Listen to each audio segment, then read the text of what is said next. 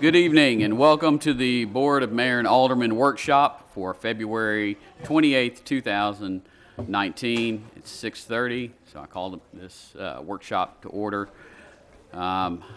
We will have, I will handle the prayer, and the Pledge of Allegiance will be by Vice Mayor Church.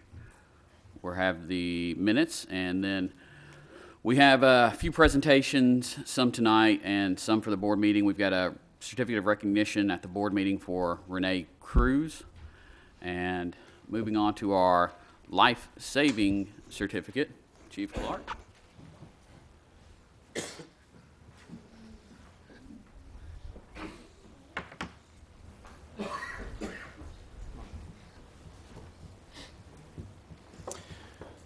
On December the 23rd, 2018, just before Christmas holiday, the Laverne Fire Department, Rutherford County EMS, and Laverne Police Department was dispatched to 259 Bill Stewart Boulevard for a child that was choking. Upon the responding unit's arrival, they found a child sitting with his mother with no apparent distress. Just minutes before, the small child had been playing with his older brother. While playing, the small child had accidentally swallowed a dime. The dime became lodged enough to prevent air from entering into the body and caused a small child to start choking. The older brother, immediately aware of the situation, acted swiftly and started to perform the Heimlich maneuver on the choking child. The maneuver was successful in dislodging the dime from the airway, allowing the child to breathe normally again. Just a few minutes later, fire rescue and additional medical responders arrived on the scene to only find missed a heroic life-saving event. It is because of the swift action, alertness, ability to stay focused and calm, along with the love and care for a younger sibling, that this small child did not suffer any injuries or worse from this incident. The actions of the older brother, Mr. Monroe, a 17-year-old man, swiftly stepping into action and performing an essentials need rescue maneuver, is a prime example of true hero. Someone not held to any obligations to save, stepping into the situation, professionally handling what needs to be done. We at the City of Laverne Fire Department commend your actions and formally recognize you and your actions with the Fire Rescue Life Saving Award.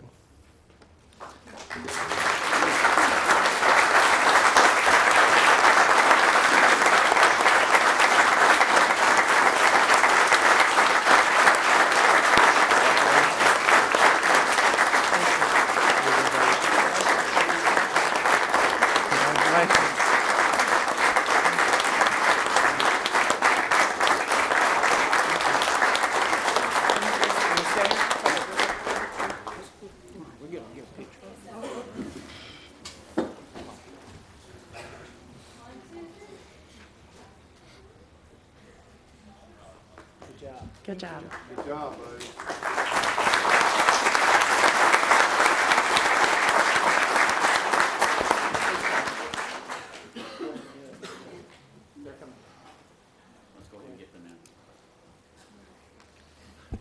Next, we're going to have the Fire Explorers program, and Fire Marshal Brinkley will bring in the cadets.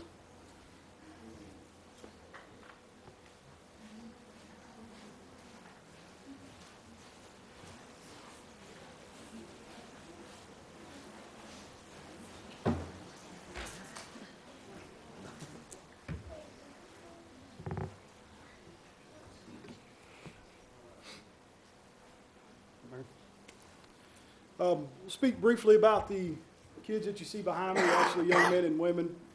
Back sometime last year, Laverne Fire Rescue started a program called the Fire Explorers. The Explorers program is actually ran through the Scouts of America, but then it's sponsored locally by different departments. Explorers posts can be anything from fire to law enforcement. They even range in some medical fields. Obviously, our Explorers post pertains to the fire department. The Explorers is designed to give young people the opportunity to essentially explore different career paths, and obviously ours is give the chance for the young people behind us to explore what it's like being a firefighter. We brought all of them in. It's a very structured program here at Laverne. There was a lot of rules and policies that they had to learn, even down to their uniforms. So, you know, they've been wonderful to work with. They went through a 3.5-month recruit training program, which consisted of basic 16-hour state-mandated courses that they were all successfully able to complete. They also had to pass 4 written exams and then 2 practical exams. So, you know, them being up here tonight is definitely an accomplishment for all of them. We wanted to formally recognize them for completing those tasks here in front of the Board of Mayor and Aldermen. Obviously, without the support of the board, Chief Clark and the fire department wouldn't be able to do this. But more importantly, the men and women that helped me, Josh Dixon, Lieutenant Fry, and firefighter Brittany Berry, they have chosen to go above and actually become full-time advisors with us, so they are obligated themselves to come to every Monday night meeting that we have and all the special events. And without them helping with this program, it by no means would be successful. That being said, also to the parents of the Explorers, all of you that are here tonight, bringing them here, allowing them to come to our meetings, and supporting them like you have has been outstanding. So when you applaud tonight, make sure you applaud yourself. So that being said, we're going to introduce each Explorer. The ones that we called up have successfully completed the recruit training program, and then we'll have them come up. So call your name. If you would, go see, come over here, Josh.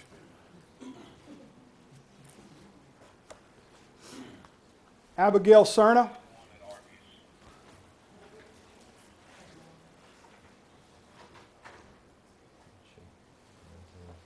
Oh, come over, get in line, please. That way, make it a little easier. All right, Abigail. Thank you, Carla. Look up here. Let's kind of get in line, guys. I was playing on facing the board. We kind of got it all messed up. We got it all messed up. We'll get it right. Explorer firefighter Hayden Church.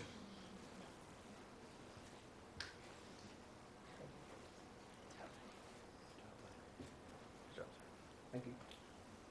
Congratulations, buddy. Thank you. Explorer firefighter Garrett Cornwell.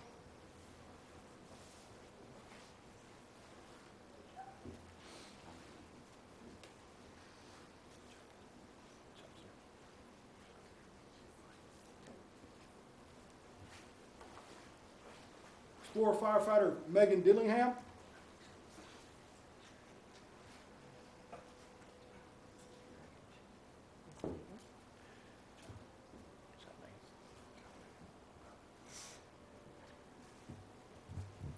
Explorer firefighter Jackson Green.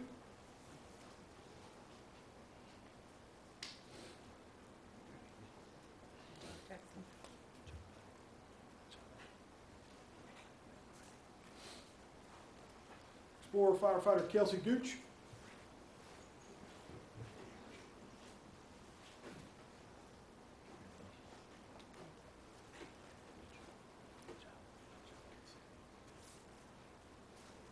Explorer firefighter Jordan McCormick.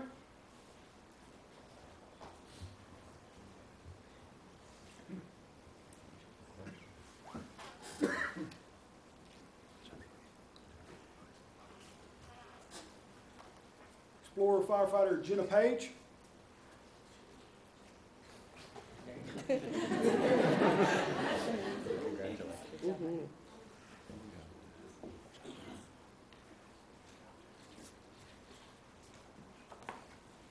Explorer firefighter Henry Parker.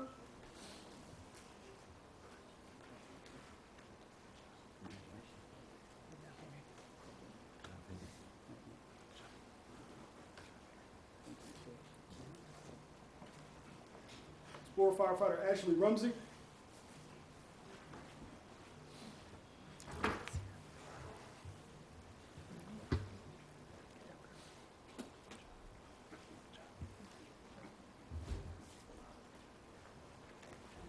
Explorer firefighter Emmanuel Tucker.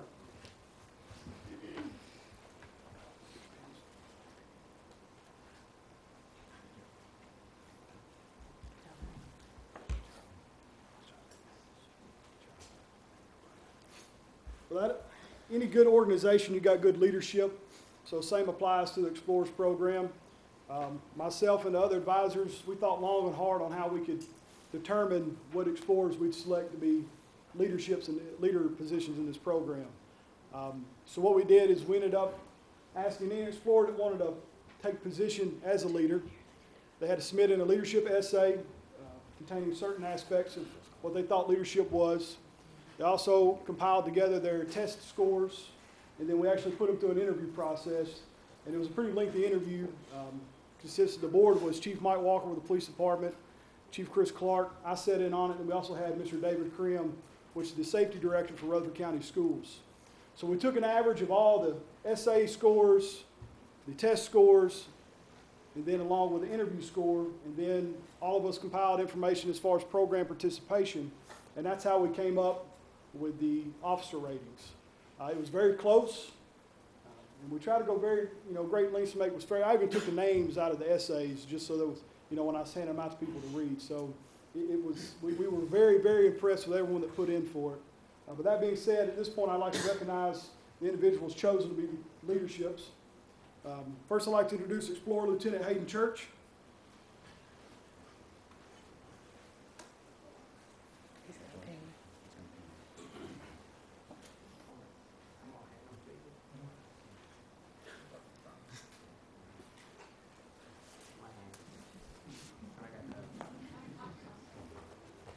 We all got sweaty hands.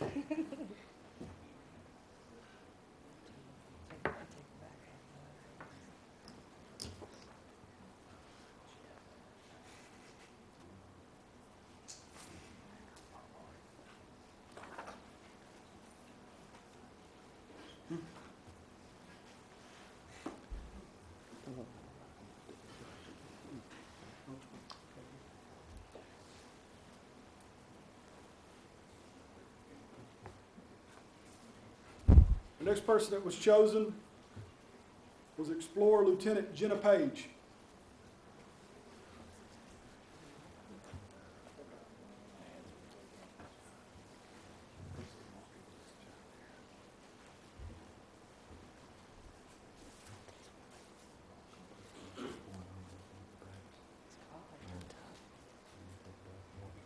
Our third Explorer Lieutenant is Ashley Rumsey.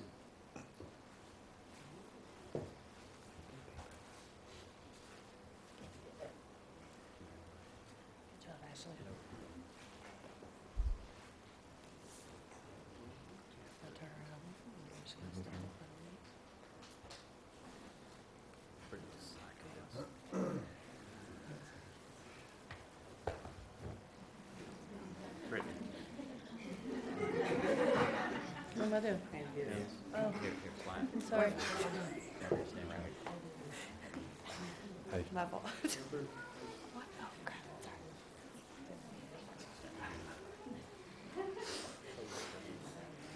Sorry. I'm missing the fingers. It's okay. I won't poke you with one.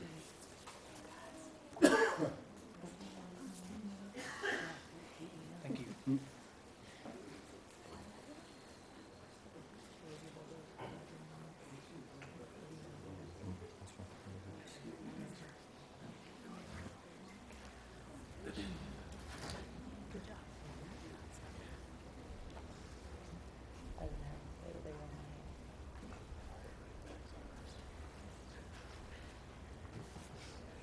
And then the individual who scored the highest ended up making the Explorer Captain position is Explorer Captain Emmanuel Tucker.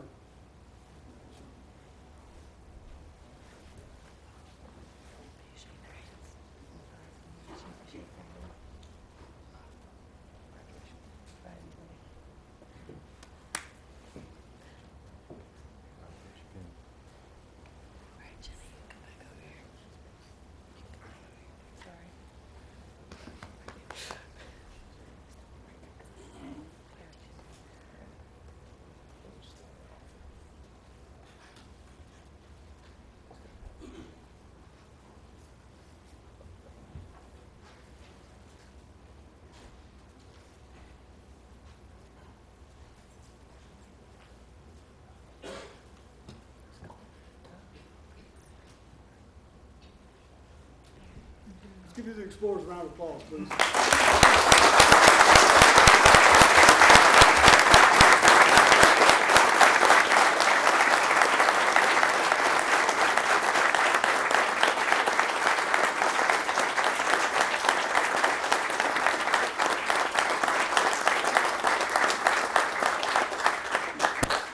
this point in time, I'd like to introduce Mr. Dylan Thegg. He's a field supervisor for the Boy Scout Council.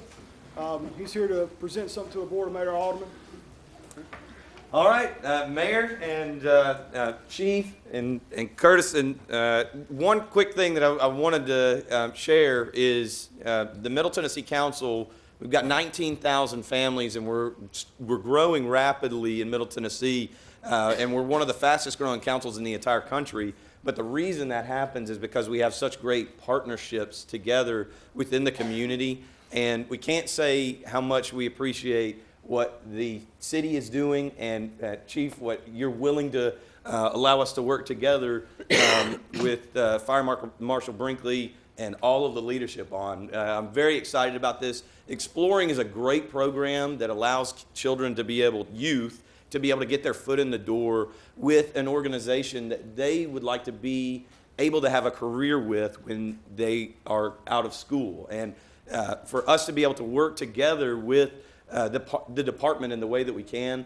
I was telling Curtis, 11 years I've been doing this, and I've never seen a city and a department work together in the fashion that you all are doing this. And we're so grateful to be able to be an agency that's working in tandem with you all. And what I am presenting today is the charter for the city of Laverne and to the fire department.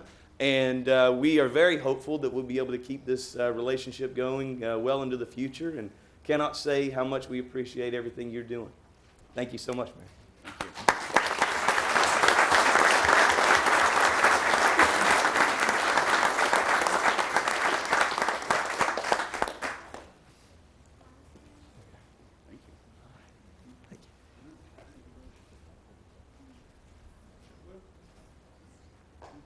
Can we give them all another round of applause?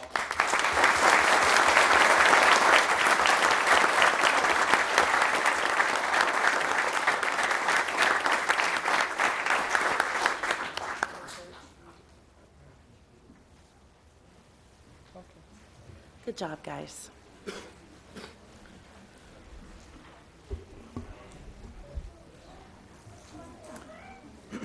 Moving on, next we're going to have a presentation from the Smyrna Natural Gas Public Awareness Program.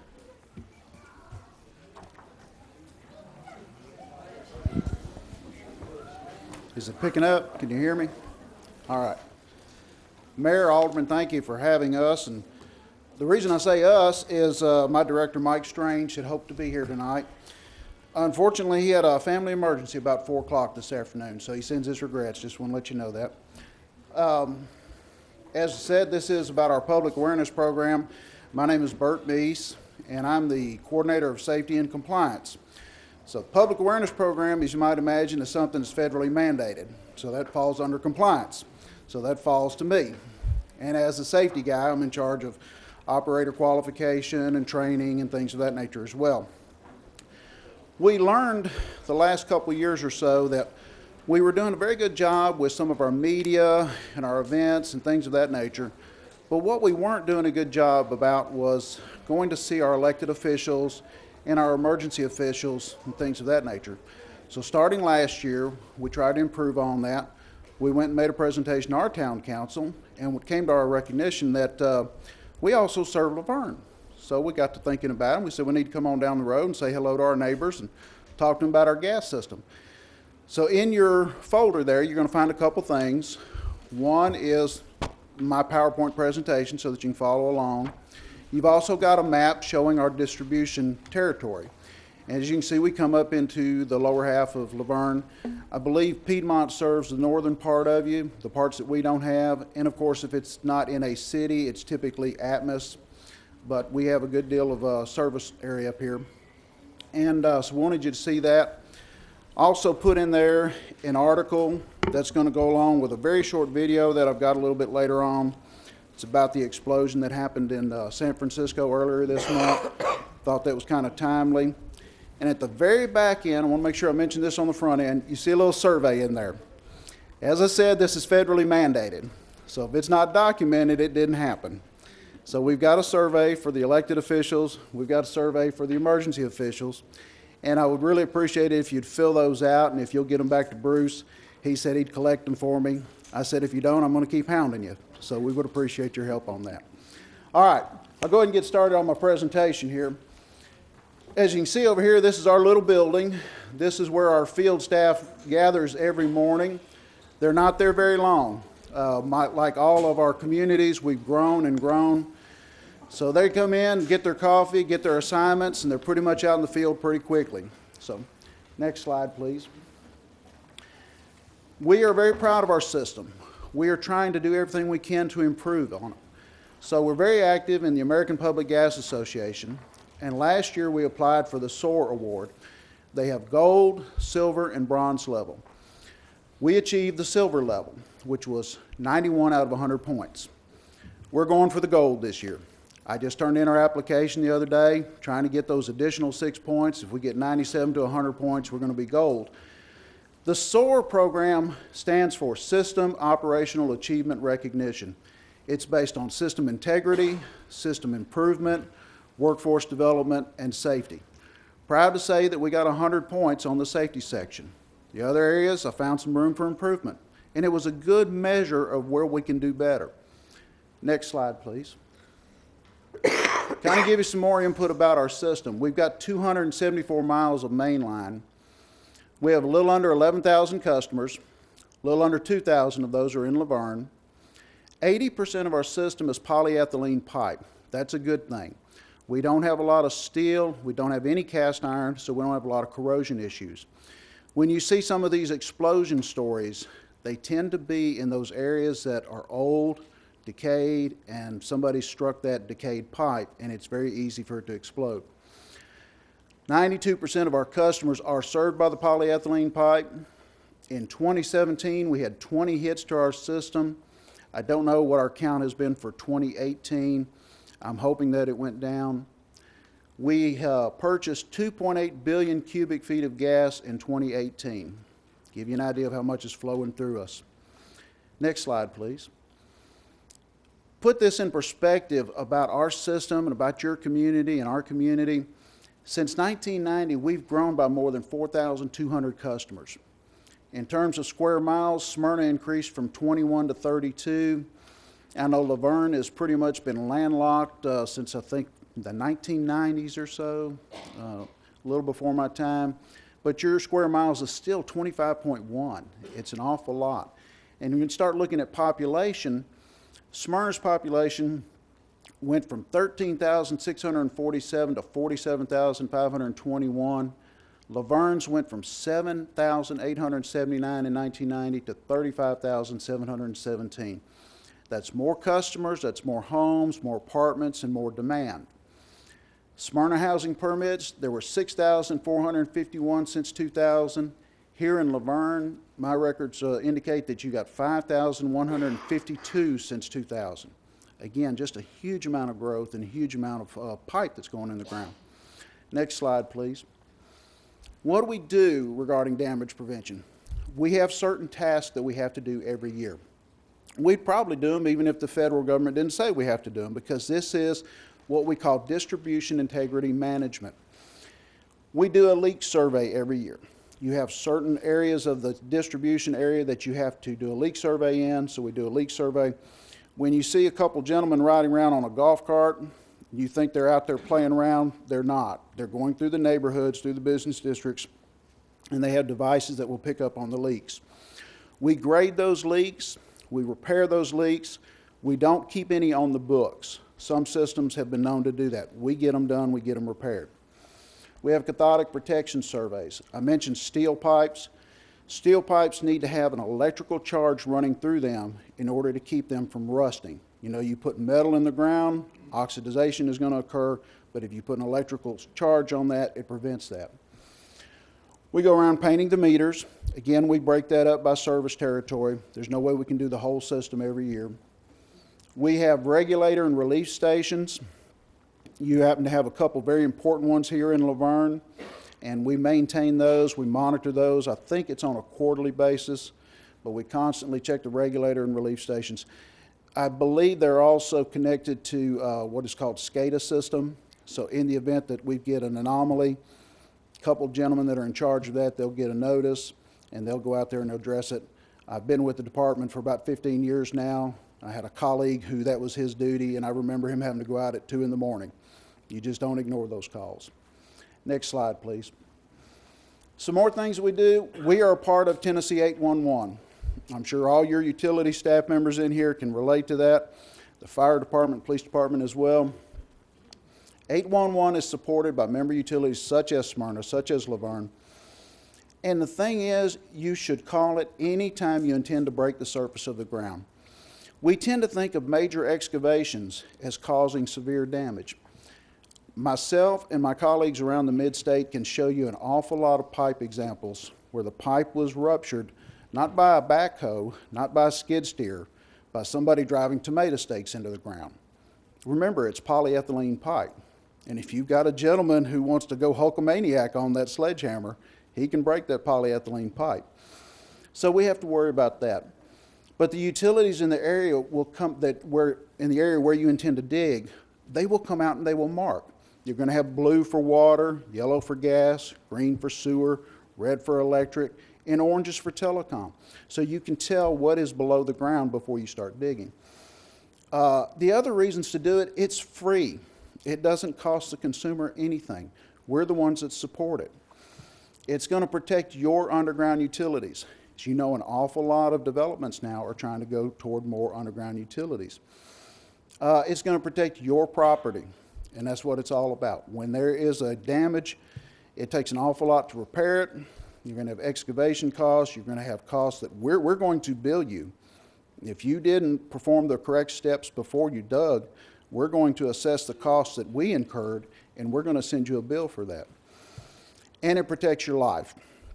As I said, I'm going to show you a video here from San Francisco in a little bit. It did not have any tragedy involved in it other than the loss of property. But there are some circumstances where it doesn't always come out that good. So you can take simple steps on the front end and avoid that. Next slide, please. This is the video that I was referring to. Get it to go.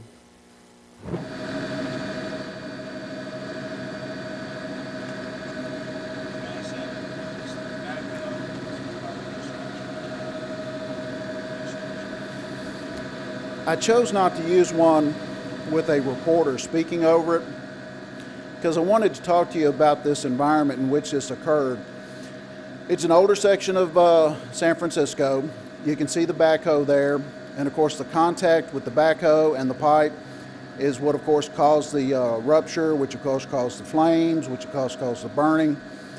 The end result was damage to several buildings. No individuals were harmed. Don't know for sure whether they ever determined if they had an 811 ticket. I think from all the articles I've been reading, it sounds like they probably did do that. But in a setting like this, you also have an awful lot of different utilities located in a small, confined area. And the gas provider caught an awful lot of flack afterwards because it took 3 hours to get the flow of gas to stop. You can't always just go out there and turn off a valve. That valve may affect a hospital, a school, a major manufacturer. So what they had to do, as I understand it, was dig up in another environment, another area, and squeeze off the line. So they dug properly. When you're in close confines like that, California rules state, and common ground dirt practices state, that you need to hand dig. So that's why it took them about 3 hours to get the flow of natural gas to stop. So in the meantime, fire departments, and Chief can speak to this, they put water in there and try and protect property. That's what they can do. And sometimes it's in the best interest to let your natural gas burn off rather than turn a valve. We can go into more details about that afterwards if you want to know more, but next slide, please. All right, what do you do about a leak, or how do you know when you've got a leak? Typical natural reaction is rotten egg smell. Rotten egg smell is not a natural component of natural gas. It's an odorant that is put in. It's called mercaptan. It's got to be put in distribution systems like ours. You might not find it in a transmission line, the big lines that are going all across the state, but we are required to put it in there. So when you smell that, that's a typical natural reaction. But it might be going so strong that instead of a smell, you're going to have the hissing or blowing. We typically get that when a contractor hits a line. They'll call in and say, she's blowing. Okay, we'll be there soon. Dead vegetation. Natural gas is like anything else. It will migrate to the point of least resistance. And if it's migrating, that vegetation on the ground might start dying. Bubbling water on the ground. Again, as it's migrating, it's going to cause a disruption in any water. Frost on the top of the ground. It's a change in temperature. It's a bit of an anomaly. And Mother Nature doesn't like that. Next slide, please. What do you do in the event of a leak? Well, our main number is 615-459-2553 or 911. The reason I give the 25553 number is it's good 8 to 4:30, and in the event that you call that number after 4:30, it'll roll over to our dispatch office as well. What's going to happen? You make a phone call. You're going to get connected with the gas department if it's during 8 to 4:30. We're going to dispatch a member of our crew. They're going to go out there and figure out what all we need to do to help this situation. Call 911. Dispatch is going to radio one of our people, and they're going to go out there as well. In many cases, you're going to see our fire department out there, and Laverne has been good about responding as well. Again, it's just a safety protocol. You want to have the personnel that you might need there. It may not amount to anything, and hopefully it doesn't. When you make the phone call, though, we want you to make it from a safe distance. Remember the fire triangle. Natural gas is the fuel. You've already got oxygen there. A telephone, anything electronic, can typically cause a clicking or a switch or an ignition source. You don't need that. You don't want that. So when you make a phone call, you're using a cell phone, step on out of the premises, make it from a safe distance. Clear the area immediately. There's not much that you can do, not much that you can figure out. Let us get on the scene. We've got the equipment. We've got the expertise. We'll find out where the source of the problem is. If you do call from inside, don't hang up the landline. Again, when you hang it up, you've got a clicking, you've got a possible spark. Don't flip any switches. We all have an inclination to turn the lights out before we leave a room. That's just the way Mom and Dad raised us. But in this case, it's okay. Leave it going. Don't start any vehicles.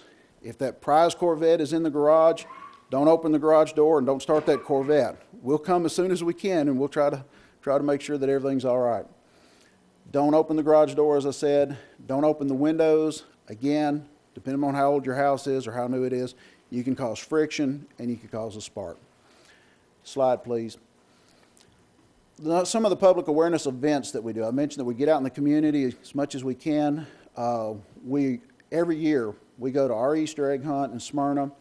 Our fire department for the last few years has been putting on a safety expo at what's now called the Smyrna Event Center. I still want to call it the Town Center. Our fireworks celebration is a big event for us. Halloween in the park is great. One of the things about both of those two events is I get the good fortune of encountering residents from Laverne, and I really enjoy interacting with them. And we love speaking engagements. We come talk to boards, councils, and of course your Rotary Club, your Lions Club. If you'd like for me to come speak to them, I'd be glad to do that. We recently took up going to our annual United Way Golf Scramble. I was just told the other day we're going to be at the Jeff Coos Top Gun Run at the end of May. So I got night duty. And here's some other things we do. We're very fortunate, just as y'all are. We have our own cable channel, so we use Channel 3 quite a bit. As a part of Tennessee 811 and the Tennessee Gas Association, we've got radio spots, TV spots that are aired. We, of course, do bill inserts, make sure that we get information out to our consumers. And we also took that bill insert this year and we tried to develop a list of non-customers, and we sent that to them as well. That was something that the inspectors asked us to improve upon. And, of course, we're fortunate we have our town website. So, slide, I think that, no. Okay, this is the last one. It's cliche, I know, but let me close with this. It is your system. If you see something, please say something. And the reason is it protects you. It protects the fuel source that you need to power everything in your house. It protects your personnel. It protects your family. It's just the best thing to do. So, Mayor, Alderman, have any questions? I'm more than happy to answer them. Well, I've got just a comment. Number one, thank you for coming here. I would say welcome you at any of our events as well. I know we don't always hit the same time frame as Smyrna does, so feel free to speak with A.C. Davis or Felicia Mays, and we'd be glad to tie you all in. We'd be glad to attend some. Thank you for inviting us. Thank you. Anything else? No. Thank y'all for having us. Thank you. Thank you.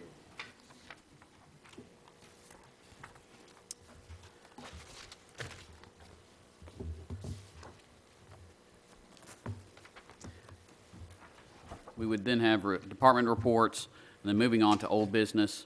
We've got second reading of ordinance 2019-04, an ordinance to amend Title 7, Chapter 7, Section 7-221 of the Laverne Municipal Code regarding open burning. Chief Clark. This is the second reading. I'm here for any questions that you may have. And this is the ordinance that the fire department's promoting, right? Yes, sir. Yes, sir. Hopefully be more efficient for the citizens and as well as the department. Okay. Moving on to second reading ordinance 2019-05, an ordinance to amend Title 1, Chapter 1 of the Laverne Municipal Code by adding a new section 1-107 entitled Addressing Employment, Promotion, Discipline, Suspension, and Discharge of Specific Employees at Public Meetings. Alderman Brown. Available if anyone has any questions. Seeing none. We'll move on to number 6, motion to approve an agreement between the City of Laverne and Panantoni Development Company Incorporated to provide funding for the matching grant portion of the State Industrial Access Program.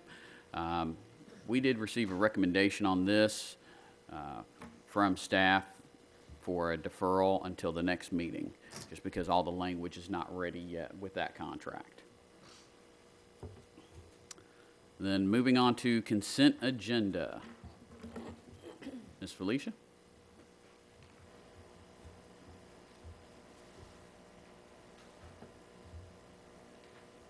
Good evening. How are y'all? I'm not going to keep you long. The water billing copier that I have on the agenda, Glenn had asked me to check into it. It will be a little bit different from the one last month. It's still $69.99 a month for 39 months. Everything's the same except it will have a legal trade for their legal printings that the water billing has to print, legal size stuff. So that's the only difference that we have in that one. It will be the same price, everything. Okay. And I would like to say that I have found out, and we need to let you all know, that our copier company, we have been leasing Samsungs, and that has been sold to HP. So it will no longer be Samsung, it'll be HP. Okay. Thank you. Thank you. Moving on to B, approve amendment to the engineering services agreement with Grigsby and Maloney for the 24-inch water main extension from Stones River Road roundabout to the water treatment plant. Good evening, Mayor, Vice Mayor, Aldermen. Thank you for your time this evening. Griggs and Maloney is currently under contract to complete the engineering, design, and construction phase services for this 24-inch water main.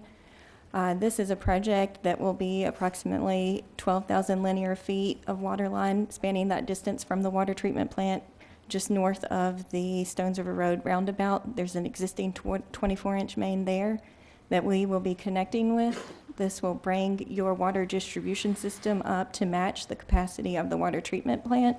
Currently, you can make the max capacity at the plant, but your distribution system does not have the ability to push that water out into the system when you get to those higher flow rates. This will alleviate that, and it will bring your overall system pressure down, leaving the plant. This portion of Stones River Road that runs from the roundabout up to Hollandale is on core property that will require a dedicated easement for the 24-inch water main. They require, no matter what you have on their property, even if you already have existing easements, each one has to have its own. So we have been discussing with them over the last several months. Throughout these discussions, they have come out and looked at the project. We had that meeting on February 14th. They are in favor of the project, but they still have required environmental assessments, regulatory permits. They require a much more detailed survey, and they have to have all this information developed in hand before they will provide the easement. And we have to have the easement before we can bid this project and get it under construction. So the amendment that I have incorporates bringing all of the Army Corps of Engineer requirements into it and us helping you all get that easement and doing all the permitting and assessments required. Also, since it's been about a year and a half since our original proposal and seeing the current bidding climax, I went ahead and adjusted the actual construction cost estimate since it's pushed out a little further now. Just trying to make sure that there's a sufficient amount budgeted for this project. And that all of that information is in your packets. If you have any questions, I'd be happy to answer. This project, it's going to go, ideally, not down the middle of the road. It's going to go over to the side where the old roadbed was. Is that correct? That, the Greenway portion of that project is the old Stones River roadbed. They were not agreeable to that whatsoever for the water line. And even getting outside of Stones River Road, they were not agreeable to. There's quite a bit of environmentally protected plant species through there. And then also when you get north of the boat ramp is the L.C. Quarterman cedar glades, and they're highly sensitive to any activity on those lands. So the proposed water line will be on the westbound lane of Stones River Road. We know that that's pretty free and clear of any existing utilities. That will involve some traffic, quite a bit of traffic control. So I know that will be a disturbance to the community at a time, but with the Corps, we're somewhat at their mercy. And we've looked at alternate routes. I think alternate routes would be more of a direct impact to your residents because it would be going through their actual streets for the most direct route. So we feel that this is the best option. So are you saying you're coming across Stones River? We would be running parallel with it. Okay. And then I guess at Hollandale's when you come over it or under it? We can go either way on that because at that point it's within you all's existing right-of-way. Is this similar to in 2005 this was proposed? You remember that, Bruce? I think it's still ongoing from that just because of for the first step that we had to get, it's the Army Corps of Engineers property, but TWRA leases it, and they had not until recently given a letter of no objection, and so the Corps would not even entertain it until they gave their letter of no objection. Okay. Any more questions? If I have any questions after we view this packet, I can just call you direct. Yes, sir. Maybe meet with you. Thank Sure, you. no problem. Anyone else? Okay. Moving on to C, approve change order number 3 Okay. for the water treatment plant capital improvements project. So I've been up here a couple other times on this one.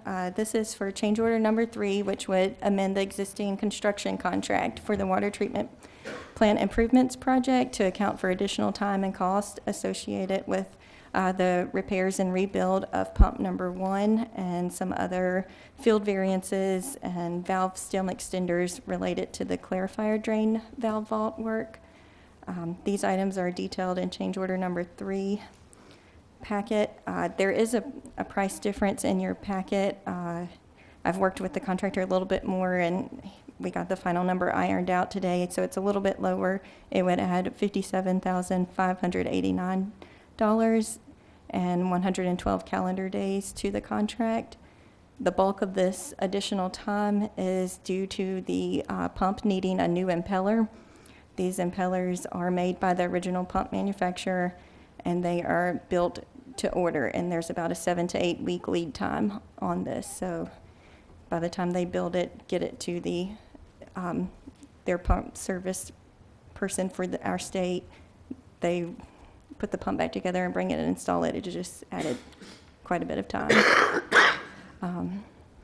So the contractor has agreed to this change order. He signed the cover sheet, and that's in the packet I sent this afternoon, but I don't think it's probably had time to make it to you all yet. So do you all have any questions on this? Is this on the additional, the $70,000 change order? What was the 70,000 that we did last time? Last time it was there's 3 pumps at your well water intake.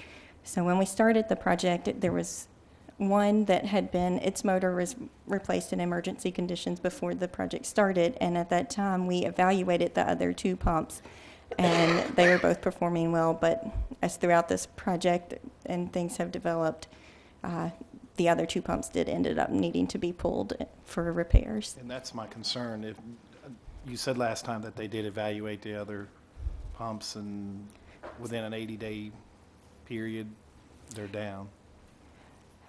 They evaluated them last March. The pump that is this number 1 pump, it was on a soft start, which the other 2 pumps are on variable speed frequency drives. They're called VFDs. Those were your 2 prominent pumps that were being used because of the VFD. The soft start on this pump number 1 had been identified as broken, and that is being replaced in the original contract. Right. So when they were out there, they ran it for about 30 minutes. I'm not sure of the last time that pump was ran, just because the soft start had not been working. And then with the intake needing to be cleaned, there was about 4 foot of sediment down in the bottom. They cleaned that out last month. And I guess from what has been described in my experience, when you turn on one of those pumps, it pulls out and it's clean around the pump that's running. So all that sediment gets pushed up against your other pumps. So when it's been sitting there and it hasn't ran in several months or however long, then when it kicks on, all that sediment is pulled up into it. Part of what they discovered when they were cleaning the intake last month was there is a strainer on the bottom of each pump, each individual one, to try to protect its impeller. I don't know if you saw that picture in the packet, Yeah, but about... I'm really familiar with this style of pump. I've actually cleaned them before. Okay. So Okay. that's my biggest concern. When we had an evaluation, we were told there were the other pumps went through an evaluation and everything was working properly. When we got the last change order, that's completed. Now we're back with the pumps that were okay are not okay now. To me, it's just we're not questioning your credibility, saying that it's a need. Right. Where my question is, do we have the right people checking the pumps? The people checking the pumps are the sole provider for Peerless. They're their single source rep, and I've worked with them several times. I have a lot of confidence in them. To be fair to them, it was a year ago. That pump probably had not been turned on for several months. The conditions given at the time, when they run that pump without a soft start, the plant does not have a great ability to control the flow. So it kicks on and it runs at its max capacity, which is way more than they're currently set to treat. So they have to valve it back so it doesn't impact the water quality at that time. So, and at the time also there was the flange issue that was broken. They were only comfortable running it for about 30 minutes, but And the growth of the settlements around, would that be internal housekeeping that we could prevent in the future? I think if we get on a regular basis of cleaning your intake more like biannually, that would certainly help with that. I think it had been about 17 or 18 years since the intake had been cleaned. So, Right. Yes, sir. Thank you. Okay. Moving on to D, approve amendment to the engineering services agreement with Griggs and Maloney for the water treatment plant capital improvements project. This goes hand in hand with that change order number 3. This is to account for our time. Originally, this contract was supposed to end in January, final completion in February. Throughout change orders number 1 through 3, there's been additional scopes of work and costs associated with that. In addition, we have provided quite a bit more on-site daily inspection than typical. So in order to continue this additional 112 days, we're just asking for our amendment or our contract to be amended to allow us to continue providing that inspection service and close the project out. And I have one more question. Yes, sir. I just want to be clear. Okay. So the change order 1 was $117,406. Change order 2 was $105,851. Change order 3 was $59,084, totaling estimated. So we're $250,000, over $250,000 in change orders on a bid project. I just want to make sure that's how I'm interpreting the documentation. That is correct. I guess one clarification I'd like to make is several of those items they're not due to site variances or things that were in the original scope. They were completely new items that were identified after the project was bid and awarded. So with that said, Bruce, if it was outside the scope, should that have been rebid instead of a change order? Not necessarily. This is $1 million project, so, you know, when you expand the scope of the work, you know, as long as it's related to the same project, there's nothing wrong with adding to that. One thing also on that to alleviate any concerns is the pump work and that the HCU, the harmonic correction unit. Both of those are sole source items that are replaced in kind with the original manufacturer's parts. You wouldn't have had to bid those anyway. Right. With all this going on, what about what's actually under warranty that we're still waiting for? The system that's still down? The Paul unit, Yes. Is that something that's in the works? Because that doesn't cost us a dime to get it fixed. their modules are warranted, their work is warranted for a year. And they are on standby, available to assist with any issues. Are they going to finish the one that's down? Don't we currently have a system down still at the water treatment plant? That project was closed out. They did their part. Okay. So they did everything that they're obligated to do? Yes. I think as far as getting it back online, they're available to assist with that, though. All right. Thank you. Thank you. Thank you, Jamie. Moving on to new business. First reading ordinance 2019-06, an ordinance to amend Title 15 of the Laverne Municipal Code, establishing a driver education course and providing for its operation. This ordinance is going to go hand in hand with the next item as well. We're basically updating a few items around the court to comply with state law, where state law has changed over the few years. So I'll go ahead and bring up number 9 as well, and we can discuss if there's any. But and that's an ordinance 2019-7, an ordinance to amend Title 3, Chapter 2 of Section 3-207 of the Laverne Municipal Code regarding the powers of the city court judge. And this is basically where the city court judge can order people to the driver's education course. And essentially, we're just updating this again to comply with Tennessee state law where it's been updated. Any questions?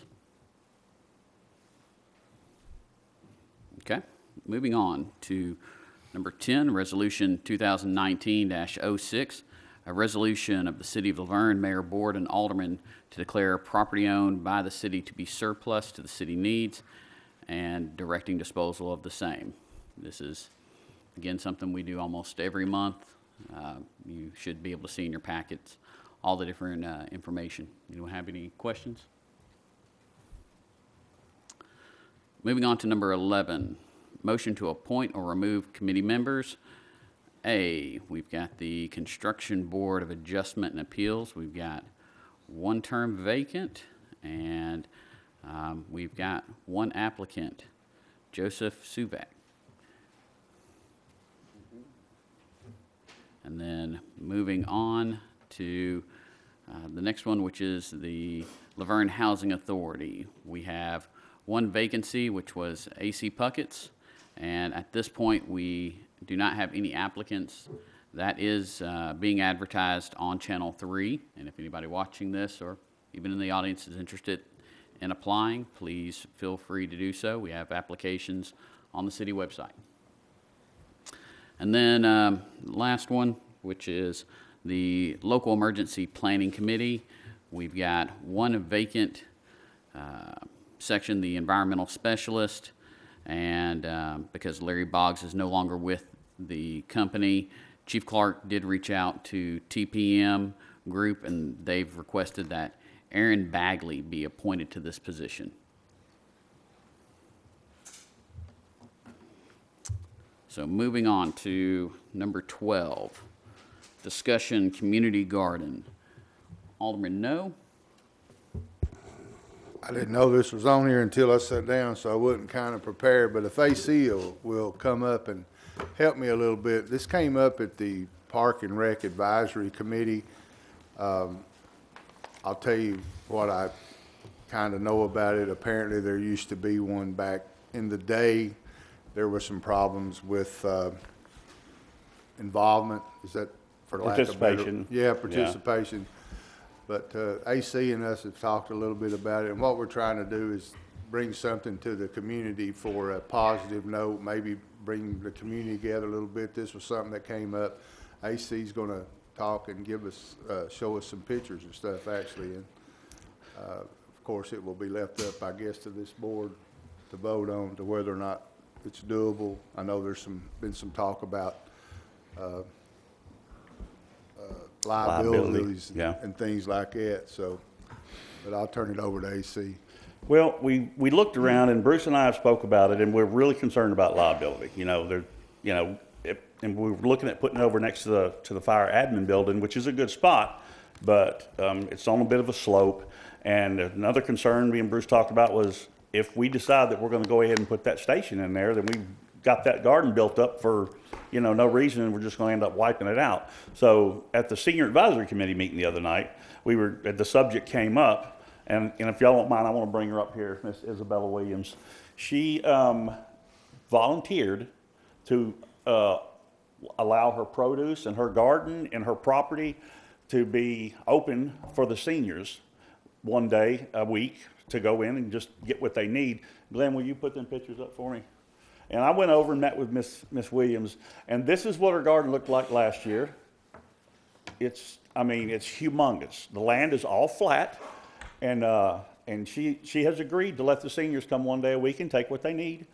And something I was really shocked about, she told me she has $1 million insurance on the property. Yeah. All my properties, I have a rental property also, and I have $1 million liability on Mason and another property. So I wouldn't ask for them to come over unless I knew that liability would be a main issue. So I do have a liability policy through Liberty Mutual Insurance.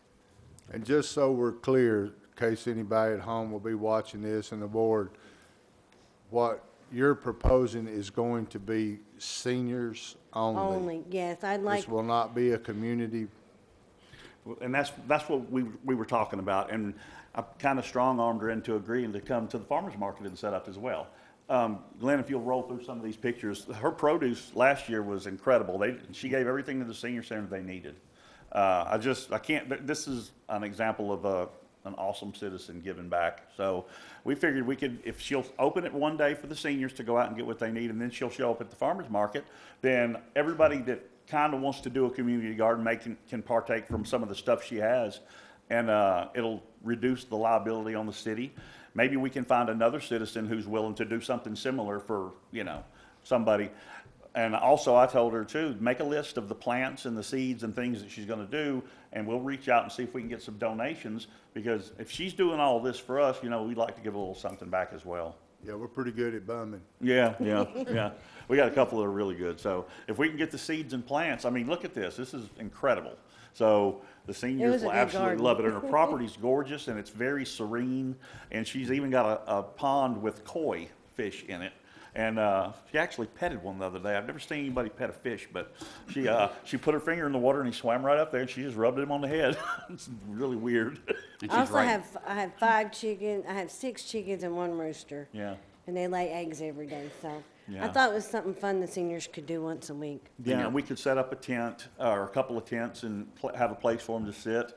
And it's just, I think it's an awesome idea. So I know it doesn't solve the problem of the community garden, but it's kind of halfway there. And Well, if we can get, so I'm assuming being that the bus would be taking some of the seniors over there on the day that we pick out, that would be something that we as a board or Bruce or whoever would have to okay that before they would even be allowed to do that. Well, So we're just trying Now, to, I That could actually live, be part of their as far as the senior center program. That wouldn't have to go through the board for approval. Right. That is just part of their regular program with their events and whatnot. So- And the good thing is, she's like a 1/10 of a mile from the center. You could walk it if there was a sidewalk. You know? there is a sidewalk to the senior center. Yeah. Yeah, right down from her. Yeah, it's really close. But I think it's an awesome idea, and she should be applauded for. I think for they'd even have saying that fun we can do this. in the, they could walk my whole yard. There's no ruts, there's And no it's all holes. flat and no trip hazards out there. think- It's just really nice. I thought they would like it once a I'll week be to there get with a out. salt shaker in my back pocket. Vegetable plan. I think in the It's already future, gone. I didn't see it if you did. I think in the future, Look at That's look at blackberries. blackberry. She's got blackberry bushes too. But look at that, man. That's some Izzy, good I stuff. see in the future some rocking chairs and some of our seniors cutting tomatoes, She don't know it yet, cutting but yeah. tomatoes and having some salt out in your yard. That's I just figured they would like that. Oh, I've they'll been love it. down to the senior Yeah. center a couple times and talked great with idea. them. Yeah. And they all seem like they just want to get out and get a little dirty. Yeah, yeah. And AC, Yeah, I think it's great. I've actually heard from, we've got a company that's right outside of Laverne and Antioch, a Greener Way. The owners live here in Laverne. Yeah. Okay. They've actually reached out to me and said that they would be able to donate some items for Oh, the good. seniors That's to awesome. have kind of a box garden that they wouldn't have to lean so far over. Right. And Yeah. so I've got. Now, Edward my tomato reaching out to plants you. grow taller than me, Oh, I've Yeah, I I've mean, seen look, yours. They're huge. Yeah. So, so they could just walk right through and pick. yeah.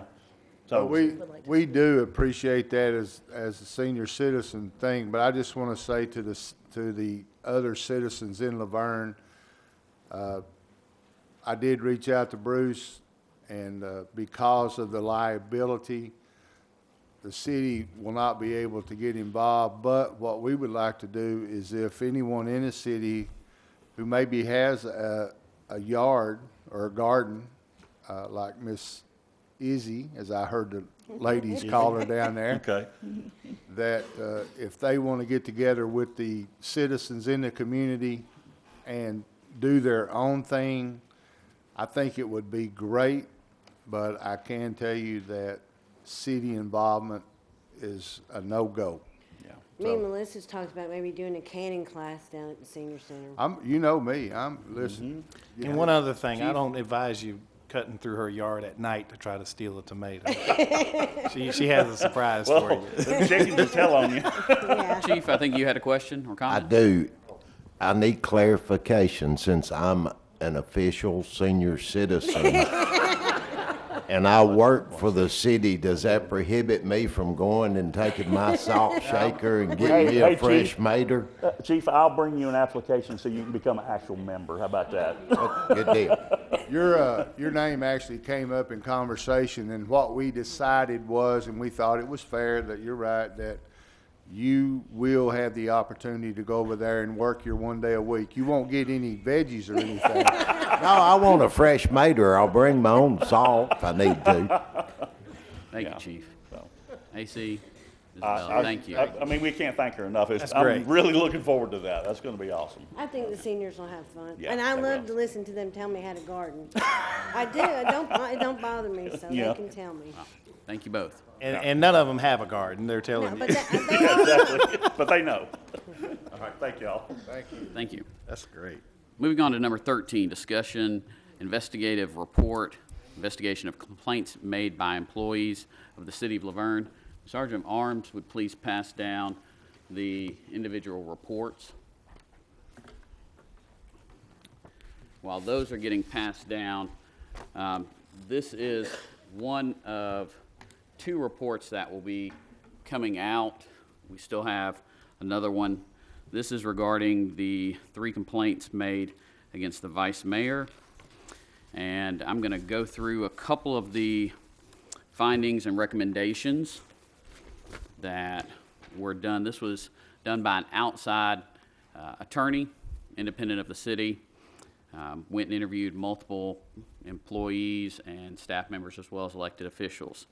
So in the findings, number 1, Vice Mayor Church is mistaken regarding the role of the vice mayor in a mayor aldermanic charter in Tennessee. And so Hey, wait a second, can we just go, let's start at the beginning and go through the whole? there's 27 pages. I'm the accused. And I'm the accused, I'd like to go through And the you whole- have the ability to go through it, but I'm going to go through and go straight to the findings and recommendations. Everyone is being provided a copy of this to take home, read, and review. So, moving on. In the course of the investigation, Vice Mayor Church expressed his belief that the office of the vice mayor in Laverne is to exercise the power of the mayor when the mayor is absent. This is inconsistent with Tennessee law. If you jump down, it specifically states, under a mayor aldermanic structure, the vice mayor is not a supervisor, not a boss, and not an overseer.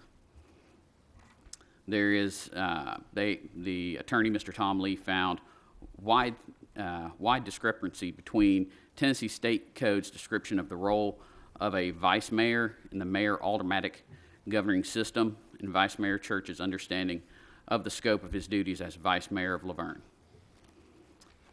The Vice Mayor Church told the attorney he understands this provision's use of the word absence in an immediate and physical sense. During his interview for this investigation, Vice Mayor Church stated he believed he could fulfill the mayor's role at an event if the mayor could not attend or at a meeting he calls which the mayor has no knowledge. This simply is not Tennessee law.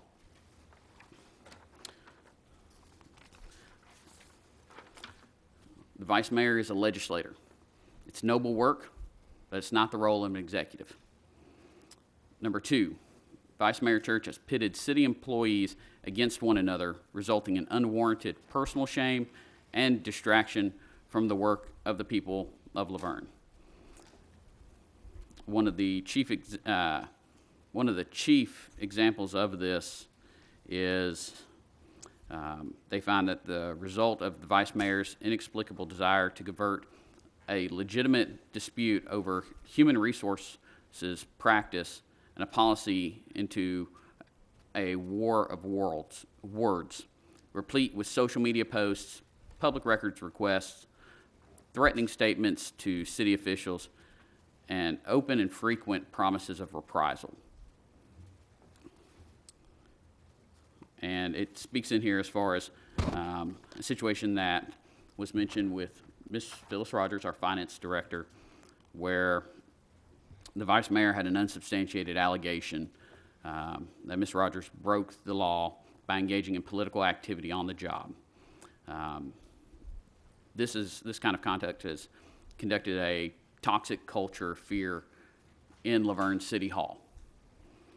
Under the vice mayor's instructions, city officials confiscated the telecommunications equipment, sent her home pending a review of her phone and email records.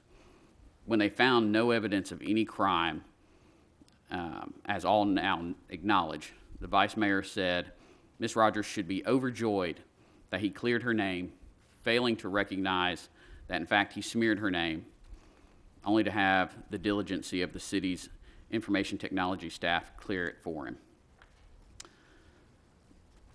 A Laverne ordinance speaks to this problem. The municipal code contains a provision not found in Tennessee code. It makes it unlawful for any person knowingly to resist or in any way interfere with or attempt to interfere with any officer or employee of the municipality while such an officer or employee is performing or attempting to perform his or her municipal duties. This is Chapter 3, Section 11-304.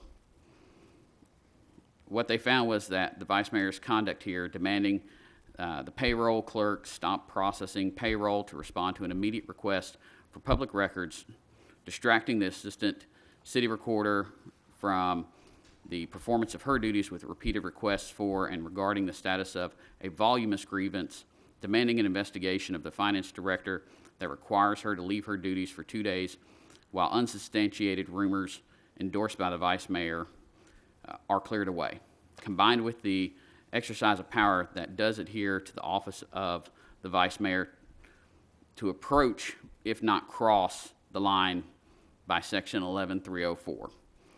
Unlawful conduct on the job is a serious matter and merits investigation. Elected officials must therefore exercise their power to level such accusations with care. We find the vice mayor has failed to exercise such care.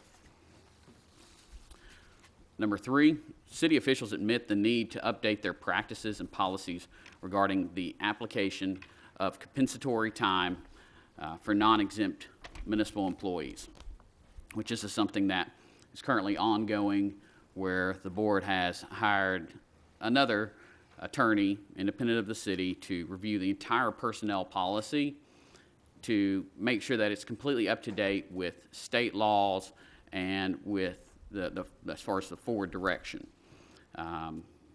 It states in here, we find the debate within the city over the past 2 months about compensatory time has failed to recognize the difference between a legitimate need to ensure current fairness and enhance an organization's future human resources policies and a scandal requiring the dismissal and shaming of management. Number 4, Vice Mayor Church breached appropriate boundaries of city employer-employee relationships. We find credible the assistant city administrator's account, verified by audio tape, that the vice mayor attempted to threaten Kyle Brown in order to determine the content of the December 11th, 2018 conversation between Mr. Brown, Ms. Lewis Smith, and Ms. Lawrence. We find as the chief executive officer of the city, we find that as chief executive officer of the city, vested with plenary powers over the city's personnel matters, the mayor would be well within his right to ask such questions to Mr. Brown. The vice mayor respectfully is not. This is one of the tangible ways in which the vice mayor's misunderstanding of his job has created strife within the city. Mr. Brown's December 11, 2018 conversations with Vice Mayor Church are not the only credible instance of the vice mayor's exceeding his statutory authority to meddle needlessly in employer-employee relationships. The vice mayor's repeated public promises to remove city department heads are promises he cannot keep, as his office doesn't hold the power to see them through. Even in this light, even Vice Mayor Church's demand for a two-way radio to listen to fire departments and communicate with them, if he chooses so, while perhaps not illegal, threatens the employer-employee relationship in a way as to likely create confusion for Lavergne's new fire chief and line of firefighters alike. Now, the full board is provided with a copy of all 27 some odd pages to go and review. What I would like this board to consider is whatever action that anyone is thinking, to email that to our city attorney and to our city administrator by no later than noon on Monday. It will then be, as far as discussed, and as far as what actions are proposed, will be either added or not added to the agenda for Tuesday's meeting. Does anybody else have anything to say in regards to this? Oh, yes, I do. So a lot of these are the accusations that were made against me. Mm-hmm. In the situation with Phyllis, Bruce, I believe that was an email to you requesting you to look into accusation. It wasn't a demand? Or are you not? do we just That have request was reviewed by the attorney. Right, but that information came from you to me. No, to sir. Bruce. Yes, No, sir, it did not. You had mentioned it to me. I said I have no proof. No, you mentioned it to me. Sir, that You is mentioned not it to true. me. Yes, it is true. It's okay. But that is exactly how I found out about it. I found sir. out about it from you. No, sir, you did not. So, and there's other witnesses that will verify that when you said it. No, sir. Yes, yes. So, the flex time policy was brought up. Currently, is it against city policy or is it not against city policy? Currently, as far as for city policy, we've discussed it, and it is currently under review with Kara Shea, who's forming our new personnel policy. But that's not my question. I know they're building a new policy. What I'm saying is we have 2 contract employees that are on contracts with the city of Laverne. We have 2 city employees who have contracts, is what you're saying? Yes, we have 2 city employees that I've read their contracts, and in their contracts, it says they must go to these meetings and they must do this and they must do that because they are under contract. It does not say anything in their contract. I think we're getting off the premise of this. No, there's nothing in their contracts So- allowing them to take flex time. In this, with Section B regarding flex time, there's nothing specific to those 2. So So are this they is exempt this to is their contracts? Because the this is- city has a binding contract with them. no one has said that, Vice Mayor Church, but Oh, I've said we it need 100 times. we need to stick to the actual agenda item. This is, And you brought that- this up. That discussion that you're mentioning as far as going through their contract with their flex time isn't part of this discussion. It's my original complaint that you've ignored. This isn't about your complaint. This is about employees' complaints about you. So I think that's where you're seeing a difference there. Okay. I Anyone think else? this is somewhat tantamount to res judicata. I mean, it's being investigated. Oh, I So see. therefore, we can't, I mean, if we're going to sit here and discuss what's been investigated, then we're re-investigating the investigation. Well, that's why I was asking if there's any questions. Oh, I mean, have it's- questions.